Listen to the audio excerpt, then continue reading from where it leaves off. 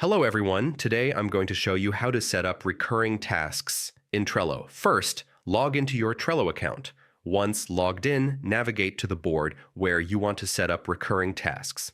Next, click on Power-Ups. This is where Trello's extended features live.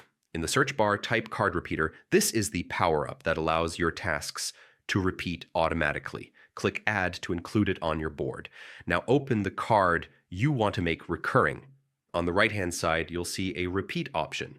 Here, you can set the frequency, daily, weekly, monthly, or a custom interval, and choose the exact date and time for your task to recur. Once your schedule is set, click Save, and voila. Your task will now recur automatically, keeping your workflow organized without any manual effort.